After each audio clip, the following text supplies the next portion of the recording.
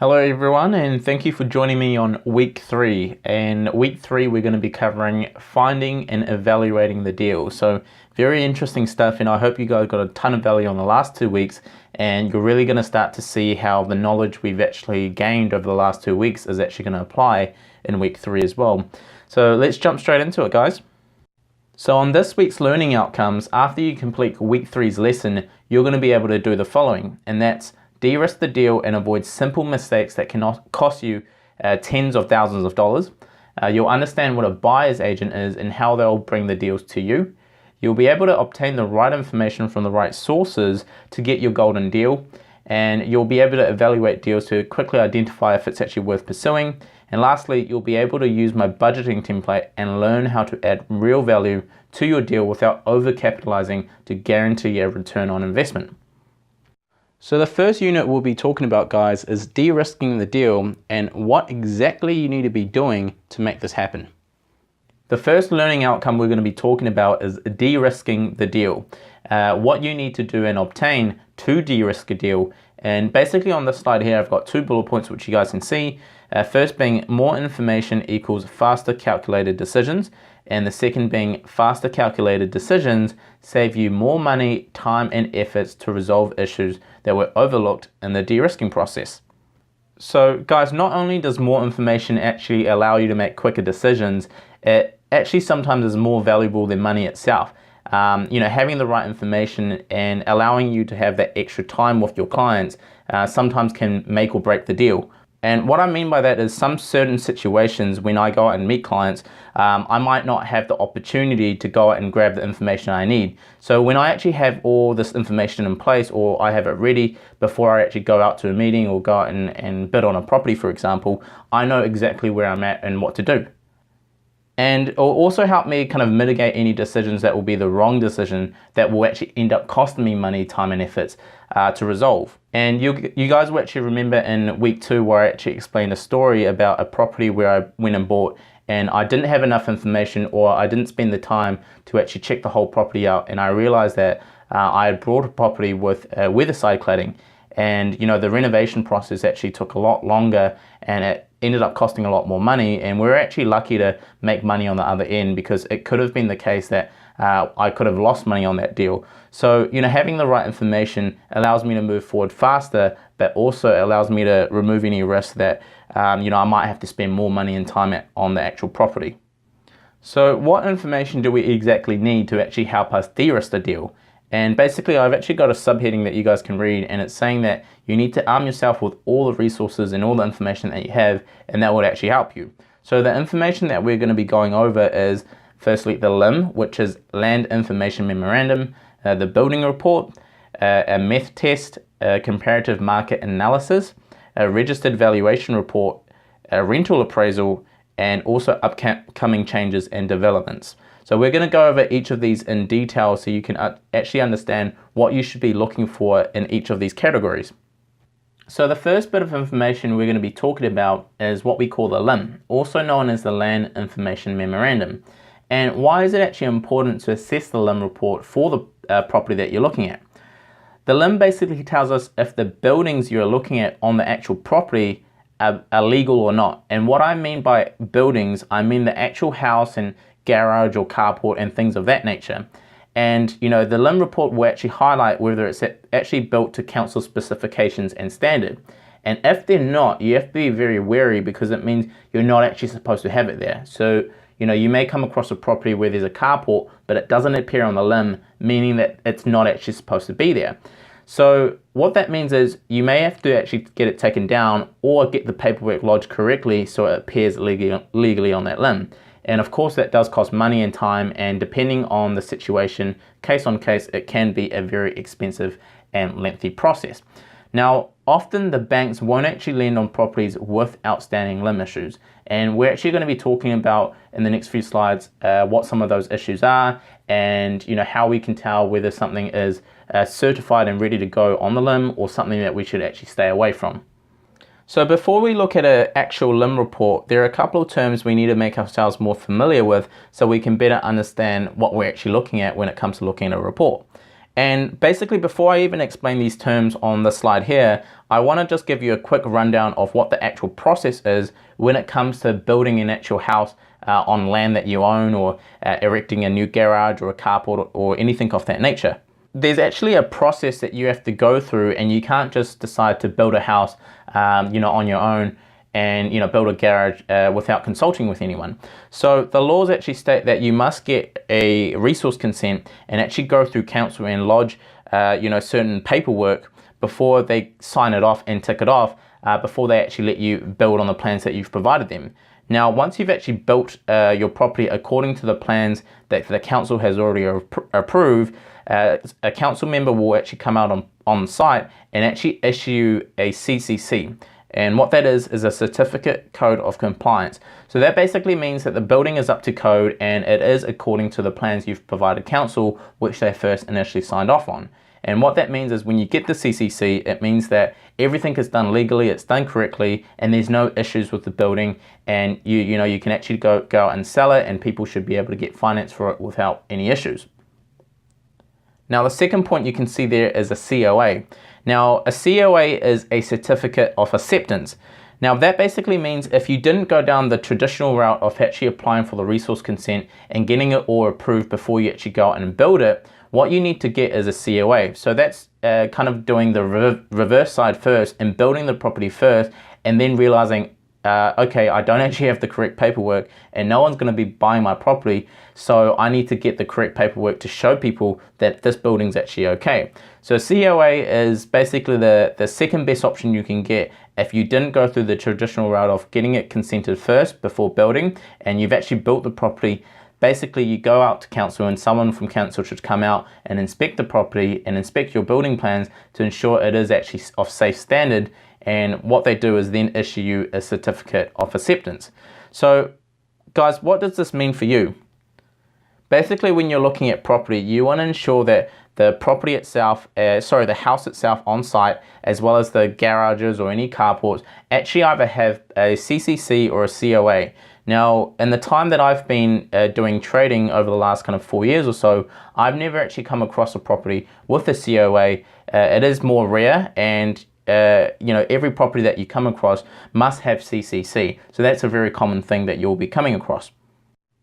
So just to go over the formal kind of term for CCC, the definition is kind of listed out here on this slide, and it says a code compliance certificate is a formal statement issued under Section 95 of the Building Act 2004 that building work carried out under building consent complies with that building consent. So again, it just means that the building is compliant with what you have lodged throughout the council, and it is of a safe standard and it's up to code. So I mentioned just a moment ago that without CCC, it can be difficult for other buyers or even yourself to actually get lending for the property. This is also the same even if you're going out to second tier lenders, because most people rather deal with properties that are clean. And by clean, I mean they don't have any issues, or paperwork issues rather. So when you have no CCC on your property, you will come into some of these problems here that I've listed. So, the first one is being lending restrictions from banks for properties with unresolved CCC issues. It's actually hard to sell property as your buyer may struggle to finance, as we already have discussed. Resolving the CCC issue with council can be time consuming and costly depending on the situation. I've actually been trading long enough, and I've actually come across a few properties without CCC on certain areas, and I've actually been able to resolve them, and that's me adding value to the property. So there's actually multiple ways you can add value to a property. One is the physical cosmetic changes of the property or structural changes of the property, and a second way is actually just resolving certain paperwork issues with the properties that other people normally walk away from. And you kind of pick this stuff up after you've been trading for so long that you try to figure out a different angle on how you can add value to certain properties. So you guys will certainly be able to do this, but it's not something I'll be covering in the Property Academy, because it's something more advanced and it can be quite confusing. So on this slide here is actually a page of the LIM that I've taken out just to show you guys what you're actually looking out for when it comes to looking at an actual LIM report. I've actually included a full LIM report as an example for you guys to check out on this week's downloadables, but let's just have a look at this page here, and we can have a look at the highlighted points to see what we need to be looking out for when we go out and look for properties. So you can see that the home unit itself on this property, 5/34 Ryder Street in New Lynn, actually has the CCC issued. You can see the status there is issued and it says C Note 1. And when we look at C Note 1, just down on the bottom of the screen, we can see permit issued prior to the Building Act 1991 taking effect. Code of compliance certificates were not actually required. So just depending on how long ago the property was built, Code of compliance actually didn't come out until 1991. And that basically means that it was all okay. We don't have to actually worry about the property. And you can see, there was an issue date on the 31st of December 1975. Now you can also see 3/34. It's actually highlighted some of the neighboring properties as well. They've all been issued, and you can see the potbelly stove as well has been issued. Again, because it was built prior to 1991, the Code of Compliance certificates were not required. Now, what we're actually looking out for is the one highlighted in red, or with a red outline. And you can see rerouting of private drain done on the 18th of April, year 2000. There was no CCC issued. And it says C Note 3. So when we look at C Note 3, it says consent approved, but final Code of Compliance certificate for this consent has not been issued. To obtain a CCC, an inspection to confirm compliance with the approved plans and standards may be sought.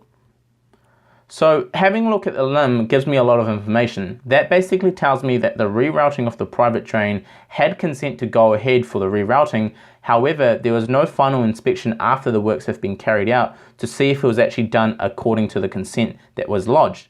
So to me, basically how I can resolve that is I basically just follow the instructions on Note 3, and it says to obtain a CCC, an inspection to confirm compliance with the approved plans and standard may be sought. So what I actually did for this property was I actually bought it on the open market, and because there was a CCC issue, there weren't too many other interested parties because no one likes to deal with these things. They rather deal with a property where they can just buy it and put it out as a rental, or buy it with easy access to the bank's finance and just live in it themselves. So I could imagine that if the traditional buyer was trying to buy it to live in with traditional financing through the bank may have denied this because of the CCC issue. Now, the banks don't know exactly what's fully wrong here. They don't know if the works have actually been carried out or if they've never been actually completed at all. So it's our job to actually hunt around and do that research and try to resolve that issue. And by resolving the CCC issue, it actually allows us to add value to the property, because instantly we open up this property to a lot more buyers. We open the pool of buyers here. So for this property, I actually ended up resolving this rerouting of private drain, and it was actually very straightforward, and it wasn't very costly at all. It took about a good 3 to 4 weeks to complete, and it took a bit of back and forth, negotiation with the council, getting them to come out and scheduling, and then having them to tell us that we need a drain layer to go out to make sure the work is done correctly, and we needed to provide them videos and photographs of the drain and stuff like that for them to sign off. And it ended up costing us about $500 to resolve the CCC issue off the limb, but instantly we added so much more value to it, and we actually opened the pool of buyers for this particular property. So we actually bought it at a bargain because no one else wanted to resolve issues like this, and we actually flicked it on and made a good, I think we purchased it for about $380,000 odd, and we actually sold it for about $454,000. So we made a good, we made a good $60,000 odd on it. And on this property as well, I did do a quick tidy up, just a paint and carpet. So you can imagine that there was a good profit margin in this deal. So we've gone over what a CCC is and how to identify it on the limb and what to look out for. And just on this slide here, we're going to cover the textbook definition of what a certificate code of acceptance is. And a certificate of acceptance provides a limited assurance that the council is satisfied on reasonable grounds that the unconsented building work complies with the current New Zealand Building Code. So you can see the highlighted part there. The highlight of that sentence to me is that the building is still unconsented because there was no consent actually lodged prior to building the actual dwelling. But however, the certificate of acceptance still assures us that the property is actually satisfied on reasonable grounds and still up to scratch with the New Zealand Building Code. So again, not having the code of acceptance means that lending restrictions from banks for properties with unresolved COA issues is going to be a lot harder. It's also very difficult to sell the property, as again your buyers will struggle to obtain finance. And the difference between the COA versus the CCC is resolving the COA could potentially cost a lot if the illegal alterations by the builder did not actually meet the NZ building standard. So again, if you are buying a building with a COA, I've never come across anything with a COA, but you do have to be very careful and figure out and maybe get a builder on site that understands the requirements of the building code to double check if it's actually okay or not. So the next bit of information we'll be looking out for is the building report, and the building report is also going to help us de-risk the deal. And the main things we should be looking out for in the building report is the foundational issues, if there's any structural issues, any major roof leaks, and high moisture levels as well. You know, for me, I don't worry about anything to do with cosmetics because that's always a very easy fix. However, if we're talking about foundational issues, structural issues, and roof leaks and etc., these are some of the more costly exercise, and I personally haven't done any property deals that have any issues relating to these problems. I tend to focus on the properties that just have cosmetic issues, and it's very easy to, put $10,000 to $20,000 aside, or maybe even $30,000 max aside, and that normally gets the building looking pretty fresh and up to scratch. However, if we're talking about a roof leak or there's a major roof issue, it could cost you $20,000 just to replace the roof. Structural issues and foundational issues. If the leveling of the house is all messed up, you might have to get someone to help you jack the house up, and that could cause cracks right throughout the foundation of the property as well. So stuff like that is things I normally stay away from. And basically, when you get a building report, there's actually several different types of building report. Firstly, there's a verbal report, which is a builder walking into the property and just giving you a verbal idea of any major issues. Now, the cost for a verbal report costs about kind of $200. And the registered building report is a lot more detailed and intensive, and it, obviously because it takes the builder a lot more time to draft this up for you, it costs anywhere between $500 upwards to $1,000 plus, depending on how big the property is. Now, if you're like me, once you've been doing it for a while, you've got a power team that's going to be working with you a lot. And the tradies that I work with, they actually come out and quote things for me for free because they know they're going to get their work. And not always am I actually going to end up buying the property, and they understand that. But on every 5 quotes they come out on, they might get 2 or 3 jobs. And my tradies actually come out, and the builders that work with me actually come out and assess the property and tell me what's wrong at no charge at all. So that's something, again, that you guys will be working towards. And again, when we talk about week 1 and week 2, your success of your business really does rely on your network of people that surrounds you in the property trading industry. And just before we move on to the next bit of information, the last point on there being high moisture levels. Now, being in New Zealand, there's always going to be moisture. It's just a given. However, the building report, if you do choose to go out and get an extensive building report, the builder doing the building report normally has a moisture reader that will highlight areas with a lot of moisture. And that's something to note as well, because it could mean there's actually a serious leak somewhere in the property that you may have not been able to see because it's stuck in a difficult corner, or the builder might not be able to access a specific part of the property as well. But the building report may highlight all the moisture problems.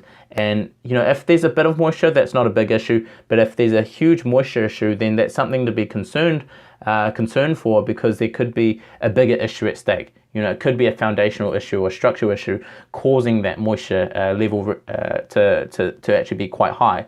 So talk to your builder, and they'll actually be able to explain this to you to figure out whether it's something that's very prominent you have to fix, or whether it's something that it's not too big of an issue at all. So the next bit of information that will help us de-risk the deal is a meth test. And it's a given that anyone buying property is probably not going to want to buy a property that's contaminated with meth, or any contamination of drugs for that matter. Now, there's a level of meth that's actually deemed unsafe, and it's if your property has 1.5 micrograms by the 100 centimeter squared, that's actually deemed unsafe. Now, any levels below that is deemed safe or not harmful. And the big reason why you want to be getting a meth test is not because you're going to be living in the property or anything like that, but it's purely for the buyers on the other end, because you're going to have a very difficult time should you put it on the open market and should the buyer want to do a meth test as part of their due diligence process. And if they find out there's actual meth inside the property, they're going to walk away and they're not going to buy it. Now, if you actually list it with an agent as well, you have to disclose this information if you do realize there is meth in there. You can't lie and you can't hide this information from the buyers because it's not fair for them. So just keep that in mind, that if you have a property that's got meth in it and you know that it's got meth in it, you do have to disclose it to the agent, off which the agent will then disclose it to their buyers as well. Now, the main areas to look out for that are most likely to be contaminated with meth are the garages, backdoor entrances, the kitchens and bathroom kind of windowsills. Now, I've been doing property trading for a very long time, and in the very beginning, I used to pay these outsourced meth testing companies to go out there and do a meth report for us. Nowadays, you can actually buy kits just from your local hardware store and other online mediums where you can actually buy the test yourself, and it comes with instructions on how to actually do the testing yourself. You can save a ton of money this way, and it also saves you a lot of time, because when I go out and meet vendors or when I go out and look at properties, instead of trying to schedule someone else to go out there when it's convenient for them and having to tee up a time for the vendor that works for them as well, I can actually go out, do the meeting with the vendor, sign up the contract, and go into my car, get the kit, come out and do the meth test straight away. That just makes my life a whole lot easier, and I suggest you guys learn how to do the meth testing for your property as well. It's super easy. All you're really doing is taking a cotton bud swipe and swiping across certain dust surfaces and kind of mixing it in a solution that will indicate whether it's got meth or not. So very basic stuff, but also a very key part of information that we need to help us de-risk the deal.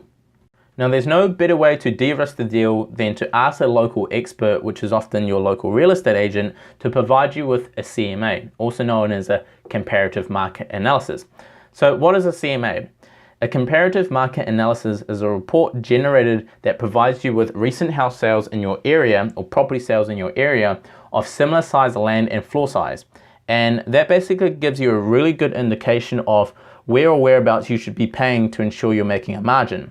Right, so if the local CMA says, the majority of those houses that you're looking at with, 600 square meters land and 100 square meter floor area, you should be paying about 500,000. That's the industry kind of standard or average around that area. Well, then you know that if you buy the property for anything less than 500, you're probably going to be making a margin. And how much margin you want to make depends on yourself. And if you want to be making 100 grand, well, guess what? You're going to have to be buying the property for about 400 grand to be able to turn that profit. So as a rule of thumb, when you're starting out, it's actually a good idea to get several CMAs from different agents, from different agencies, or local, or within the same area that you're looking at for the property that you're buying. But this gives you an average CMA to work with. Now, I've been doing the property trading thing for long enough that the agents know what I'm after, and they know not to overshoot the CMA and provide me with more kind of conservative figures to work with. And that's always a good idea, because you don't want to be overly optimistic, and it's better to play it safe. And on the instance that you actually get a lot more than the safe figure that agents actually provided you with, well, that's just more money in your back pocket. So the next piece of information that will help us de-risk the deal is a registered valuation report. And what is a registered valuation? A registered property valuation is an assessment of market worth of a property done by a registered valuer. And what that means is a registered valuer is actually a person that has to sit a certain certification before they can actually come out and provide these values. So it's not someone that just is walking off the street and decides to say, well, this house is worth 500,000 because I say so. And it's actually an extensive piece of research from the registered valuer that they'll go back and do a very intensive comparison against all these other properties as well. Now, you're probably thinking, well, how is that different to a CMA? Now, a CMA is actually done by a real estate agent that is often actually free. You don't have to actually pay for it at all. And if you are paying for a CMA, well, you better question which agent you're actually that's working with you, because they shouldn't be charging you for that piece of information. But the big difference here is with a CMA, unfortunately, you can't actually see all the interior changes of a property. You can't see it, whether it needed to be renovated or whether it was completely renovated and it's a brand new property. I mean, yes, the CMA will highlight the year the property was built in and so forth, but it won't highlight what's actually been done to the property inside and how well it's been taken care of. Now, a registered valuation, on the other hand, is a valuer actually coming out on site, measuring the property up, taking photos of the property both inside and out, and really assessing it with other properties that they've also gone inside and taken photos of to see a proper comparison. So that's done by a registered valuer, and we'll cover why that's actually important. So there are two main reasons why the registered valuation is so important and why you actually need a registered valuation. So first, it ensures you are definitely paying within or below market price as compared with the CMA. It's a more accurate representation of what the property value is worth. And secondly, it actually assists with lending, not only just for myself, but it also helps the other buyer on the other end should you be offloading the property. And even with my JV money partners and people that want to lend me money, they also require a registered valuation report, because it kind of gives them the peace of mind that whatever purchase price I'm paying is well below the actual registered valuation, and that means that I'm not actually going to be losing any money or losing other people's money. So that's why a registered valuation report is actually quite important, and it does help with your lending as well as the other person that's buying the property off you as well. Now, the difference again is the registered valuation is actually a paid service versus a CMA, and you can expect for a registered valuation report from anywhere starting at $500 all the way up to $1,000+ depending on how big the property is and what you need to get valued. So the next bit of information we need to de-risk the deal is a rental appraisal. And what exactly is a rental appraisal? A rental appraisal by an experienced property manager provides the landlord with a detailed report into the earning potential of their investment property as determined by current market trends and the current market rent levels of other similar properties nearby. And basically why we need a rental appraisal is because not only does it give us an idea of what rental yield we can get back, which is basically the formula of taking the weekly rent, timesing it by 52 weeks of the year, and dividing by our purchase price. Not only does it give us an idea of the yield, which is what most investors look for when they buy and hold properties for long term, it also gives us an idea that we're not paying absorbently too high and the rent's actually going to be complete crap compared to our purchase price. Often it's actually a really good idea when you're going out and buying property to figure out the yield, so that when you're offloading the property, that can actually be a marketing point to point out to say, this property actually has a return of 6% per year or a return of 7% per year. Obviously, the higher the rental yield, the more sought after it will be for investors, because it means they're getting a bigger return every single month or every single year. And the good thing about this rental appraisal is often it is completely free just from a property manager, a local property manager, and they can help drum up this report. Most of the time they will need access to the property to help figure out where the rents are at. And if that's the case, give them access and they can provide you a report, and it makes your argument better when you're proposing this to a money partner or when you're proposing this to a person to actually offload the property to. So why exactly do you need a rental appraisal? And a rental appraisal will basically help reduce your risk if you choose to hold the property, or should you not be able to sell it for an extended period of time, you may consider to rent it for a short period before you give it another shot offloading. Now, I've never actually had to rent a property that I was looking at trading. However, I can understand why it might be needed, because, for example, if you've bought a property in November, for example, and there's not many buyers hanging about in December or January because everyone's away on holiday, well, it might actually pay to have a rental appraisal all done, ready to go, so you have a good idea of what rents you're going to be getting per the week. So keep in mind, every week that goes by, you are going to be paying holding costs should the money be borrowed from a money partner or some form of lender that might possibly be charging you an interest fee. So, that basically offsets the interest or helps, the fee not be so bad for yourself, even if the interest is slightly more than the actual rent you'll be getting. So I can imagine in a situation when you're buying a property, maybe closer to the end of the year, where, there's not as many buyers around and everyone's actually gone away on holiday, it may pay just to rent the property, for a couple of months before giving it another shot of renting it.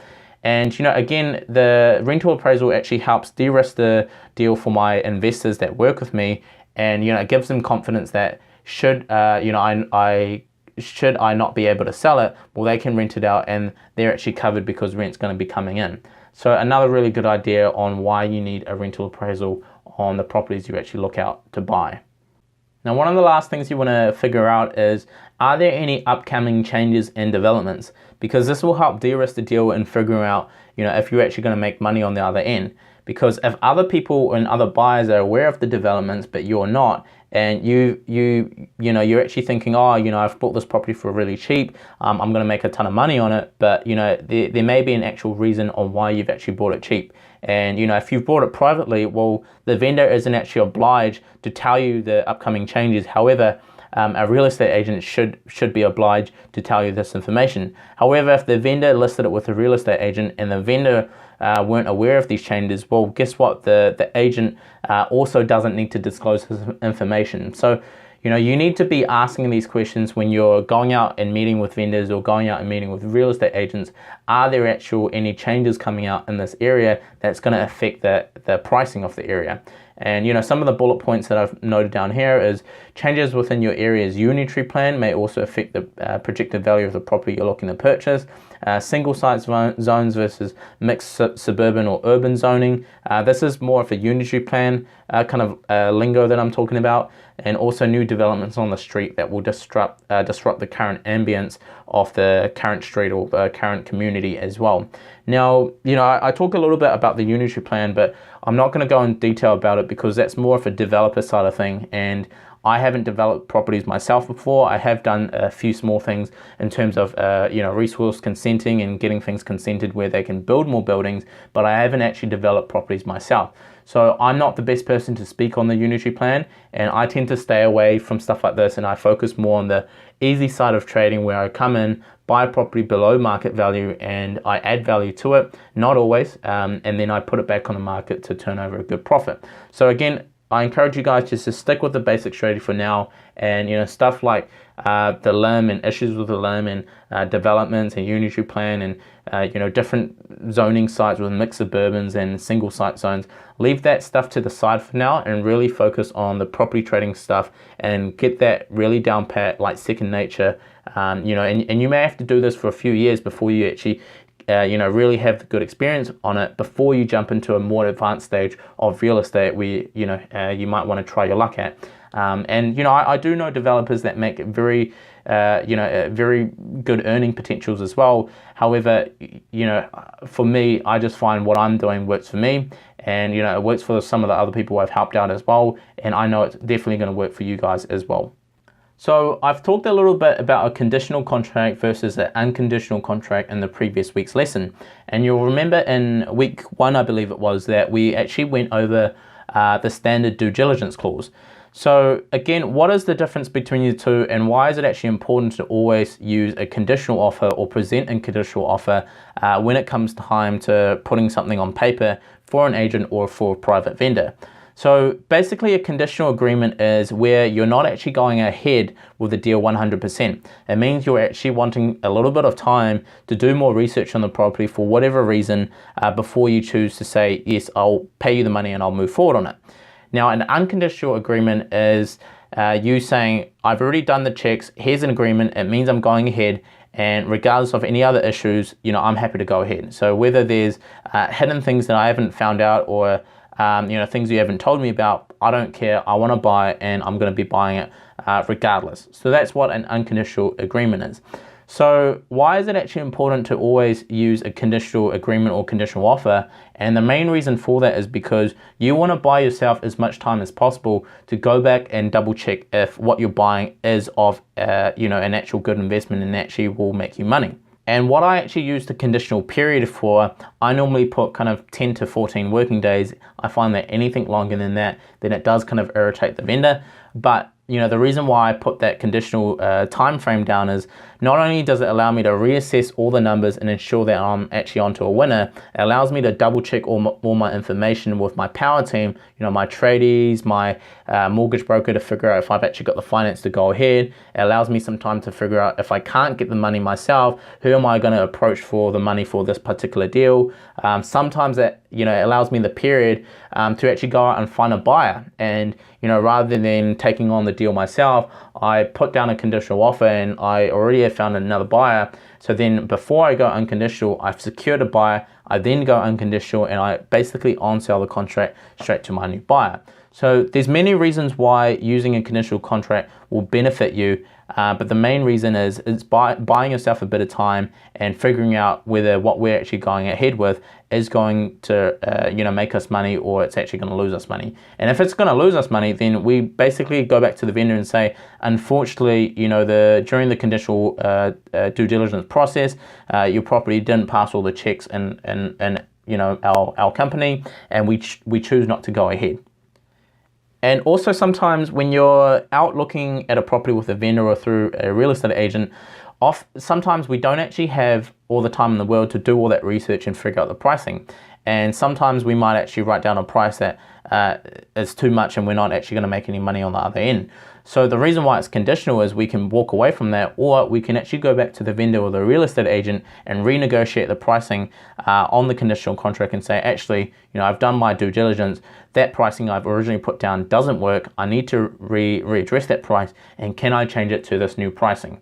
So that's another reason why using conditional offer can help you out in terms of de-risking the deal and ensuring that you're onto a winner. So guys, on this slide here, you can see an example of a conditional agreement, and you can actually see on the conditions, I've actually put no for everything. I don't need a LIM, I don't need a building report. I've wrote NA for the lenders and so forth. So it's actually, basically blank on the conditions. Now on the further terms of sale page, which is a lot further down on the sales and purchase agreement, I've just taken a snippet of where I've put my due diligence clause, ensuring that this contract I'm putting forth, that's been both signed by myself and the vendor, is a conditional agreement. And you can even see that the due diligence clause I've put down allows me 14 days for that due diligence period. And it also allows me as the purchaser to be satisfied at a discretionary level. So if I find out there are certain things I'm happy with a property or unhappy with, I don't have to disclose my reasoning for going ahead with the deal, or I don't have to disclose any reasoning on why I'm not going ahead with the deal. And that's very important, because you don't want to be pulled out because you said, oh, it's conditional to building report, and you've actually done a building report and the building's completely fine, but you want to change your mind and back out of the deal. Well, guess what? You're going to have a pretty hard time, and the vendors on the other end are going to try and make you go ahead with the purchase. So, that's why you put down a conditional agreement at all times. And this one example, you can see I've just put down 14 days. So on this slide here, you actually see an example of what an unconditional agreement is. And basically it's very similar to the previous slide we've looked at, and the only difference is on the further terms of sale, we've actually removed any clauses. There's nothing there and it's fully blank. So if you look at the conditions, again, we don't require LIM, we don't require a building report. And again, the OIA consent required is a no, because it's an Overseas Investor Act that doesn't apply to us. And basically on the further terms of sale section, you'll see that there's nothing actually there. Now that means that the contract is unconditional and it's live. So as soon as it's signed both from the vendor and yourself, or the real estate agent got the vendor to sign it and you've also signed it, it means that you're going ahead and buying the property and you can't actually back out. So personally for myself, I've never actually put forth an unconditional agreement, because I've always wanted to make sure and double check that the numbers I have are accurate and I'm actually going to be making money on the deal. So I do need time for that, and in certain cases where the agent or the vendor does need to make a decision very, very quickly to sell. And if they're very pushed for time, I may even put 1 or 2 working days as a conditional agreement just to buy myself a little bit of time and double check all those numbers. It pays to double check twice because, you know, we are talking about real money here, and, you know, it could be the difference of making, you know, tens of thousands of dollars or actually losing tens of thousands of dollars. So you really want to ensure that you double check everything or triple check everything before you go out and call something unconditional. And, you know, how do you actually call a conditional contract unconditional? That's essentially you getting in contact with your lawyers and saying, everything on this contract or the sales and purchase agreement has now been fulfilled. The conditional section, I'm actually satisfied. You know, I've gone out and done my due diligence, and, you know, everything ticks off in my books. You know, it's fully okay for me to go ahead, and I want to call this agreement unconditional. So what your lawyer will do in that case is your lawyer will actually contact the vendor's lawyers and say the purchaser is prepared to go unconditional. Where can they pay the deposit into for the trust account? Because they've mentioned that they're supposed to be paying a deposit upon going unconditional to the vendor's lawyer's trust account, and your lawyer will then grab that bank account number, provide it to you, and you can then make that payment across to the vendor's lawyer's trust account.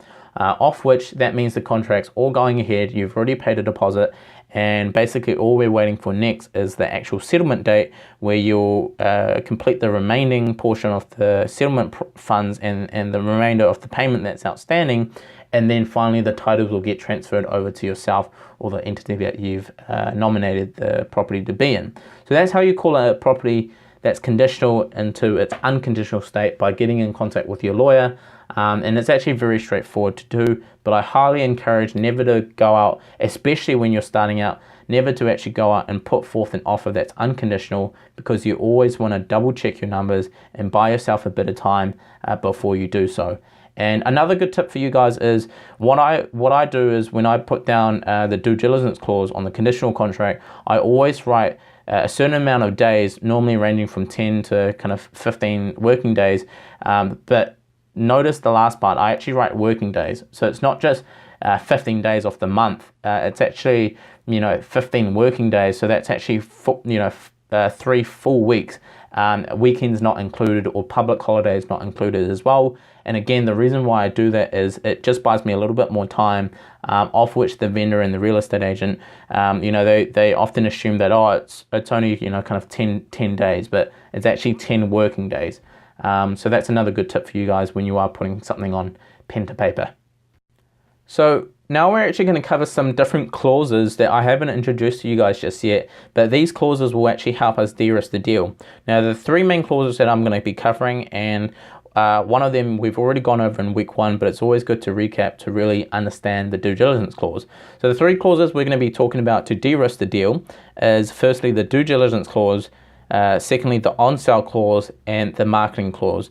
So I'm going to jump into each clause in detail so you can actually understand how it all works and how you can apply it to ensure that you can de-risk the deal, and you can even find a buyer before actually taking the deal and going unconditional. So just to cover the due diligence clause again, which we've gone over in week 1, you know, you want to use a due diligence clause and put in a time frame of anywhere between kind of 10 to 15 working days. And basically it gives you a due diligence clause of this nature is basically an escape clause for you to get out of the deal once you've done your due diligence and you're still not satisfied. And there's, you know, multiple reasons why you want to have this here, because, you know, it could be even the case that although the deal is good, during that 10 to 15 days, you've actually gone out and found another property deal that's actually got more margin than the one you're looking at. And basically, you just want to turn around to the vendor and say, I'm not satisfied for whatever reason, and you want to move on. And, you know, you want to highlight this to the vendor very early on when you're signing the contract up to let them know that, you know, this contract doesn't mean we're going ahead 100%. It just gives us a time for us to ensure that what we're actually looking at is going to be a sound investment. However, if anything that comes out on our end that doesn't work out, you know, we may not move forward with the deal. And often the vendors are very happy with you kind of using this period to figure if it's actually a deal or not for yourself. So again, here's the due diligence clause again that you guys saw in a few slides earlier. And I know my handwriting is pretty terrible. Often it's compared with a 12-year-old's writing. So I've actually written out, on the computer screen, what the clause will actually state. And I'll provide this again in the downloadable section for you guys, so you can actually download it and see it written clearly and actually just copy and paste it when you're actually going out and running out offers. So guys, just to read this clause out and kind of go over what it actually says. So I've written down 18.0, which is the next clause number from the standard sales and purchase agreement, because there are clauses 1 to 17 off which we don't really touch at all. And 18 is the first clause that I've now introduced. So I've called this clause the due diligence clause, and right below that I've put down the vendor allows the purchaser 14 working days for DD, or due diligence. This is for the sole benefit of the purchaser up to the discretionary satisfaction of the purchaser before going unconditional. So as long as it's something along those lines, it's going to work and it's going to be legally blinding. I've never had any issues with this, and even though I've shortened due diligence into DD, it still works, it's still binding, and everyone still understands what this means. So very straightforward. Now, just as a note, I know I've mentioned kind of 10 to 15 days is kind of the normal routine that I use, but if you feel that you have a good chance of finding a buyer, or you want to actually try on sell the property because very early on you don't have money partners to start with, well, I've actually seen cases where if you can build a strong enough relationship with the vendor, you're actually able to put down a lot longer period for the due diligence portion. And I've seen contracts up to 30 days, and I've seen contracts up to even 40 working days and or longer. And it's really up to the discussion and negotiation with you and the vendor on how long they're willing and able to let you carry out this due diligence. They may not need to quickly find a seller, and they're happy with the price, but they're not very rushed. And basically, again, that just buys you more time, and it could even be the case that you bring through a few buyers over the course of the 30 days that you've put down as the due diligence period, and you actually go out and find another buyer that you can just sell the property to. So that's another way you can do it, guys, and there's many different ways where you can structure the due diligence clause to work in your favor. So the next clause we'll be talking about to help de-risk the deal is what we call an on-sale clause. It's giving you the opportunity to actually sell the property before you even own it. And that's what I actually did in the deal that got featured in the media. And I do this very often because it's basically the most profitable way and kind of the easiest, no hassle way of kind of realizing the profits on the other end, because it's very quick. Once you find a buyer, someone else is taking over the project. You don't have to renovate it. You don't have to go out and run around and try arrange finance and stuff like that. And you basically sit back and wait for the money to come into your bank account. So I've got 2 bullet points here, and I'll just read them out as they say on the screen with the on-sale clause. Use the on-sale clause to have the opportunity to sell the contract for a higher price if the opportunity presents itself.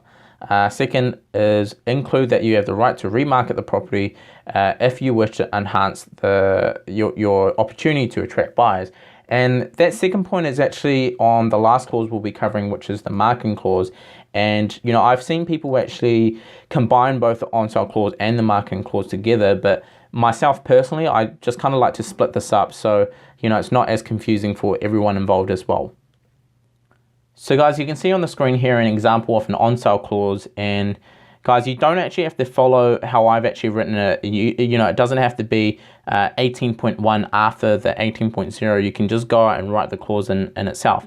And even the title that I've written down, investor, you don't have to copy it word for word, because that's just what I've put in. I thought that it's an investor type of category, that's why I've titled it that way, and then I've written down the clause straight after. So the clause, I'll just read it out because I'm assuming that you guys can't read my handwriting because it's pretty terrible, and I do realize that, so I do apologize. But this clause basically says the vendor is aware the purchaser is an investor and is known to renovate, rent, or on-sell the property. And it's really that basic, guys. It's really straightforward. It's really, it kind of gets to the point, and both the vendor and the purchaser should understand this, and the lawyers involved should understand this as well.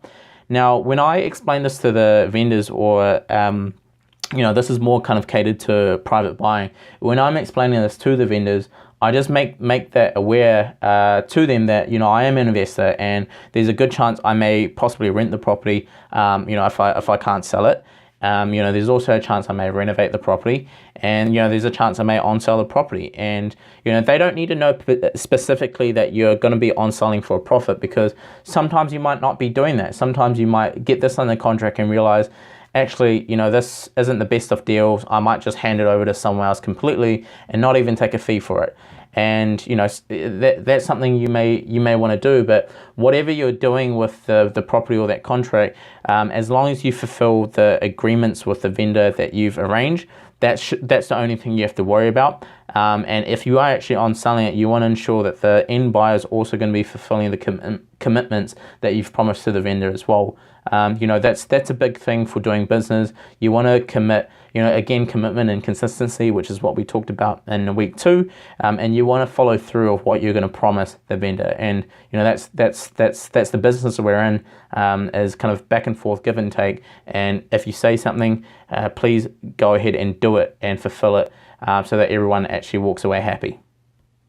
So what is a marketing clause and why is it necessary? Why do we actually need it on our further terms of sale portion of the agreement? Basically, the marketing clause discloses that, you know, we are an investor. We've already described that in the previous clause, on the on-sale clause, but the marketing clause actually allows us to put the property on certain mediums like Trade Me, and allows us to actually blast it out to our database and, you know, basically advertise the property to other channels, you know, with the vendor knowingly that we're going to do that. The last thing you want to do is actually go out and market a property when the vendor doesn't know you're going to be on selling the property, because that's going to cause a lot of conflict and, you know, emotional distress, because they're thinking, well, what's happened? You've promised me this price, and you know, I've gone out and seen you try to sell it for a lot more, or worse, they're probably thinking, you know, you've promised me this price, but you know, what's going to happen? You're trying to sell it. Does that mean you're not going to give me my price anymore, or are you still going to fulfill your promises? So those are all the questions that's going to be coming up in your vendors in the vendor's head if you haven't actually disclosed this. So it's very important to make sure everyone's on the same page. And if you are actually going to be marketing the property prior to settling the property, then that's something the vendor should be aware of, especially if you're wanting to bring buyers through.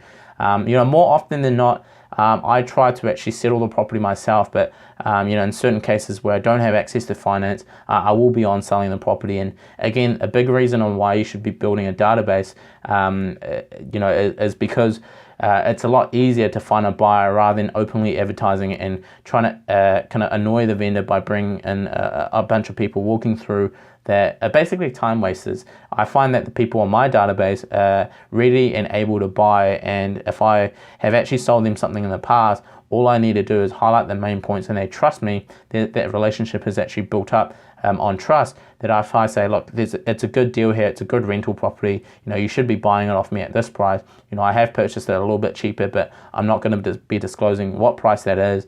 As long as you're happy with this price, let's move forward and get it done.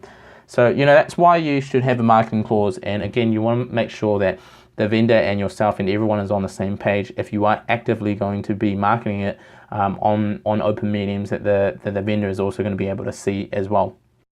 So on the screen here, guys, you can see an example of what the marketing clause looks like. And again, I can appreciate if you can't read the writing, so I've written it down below, and let's just read over that so we can both understand what the marketing clause is. So it states, the vendor is aware the purchaser may at times market the property for the sole benefit of the purchaser.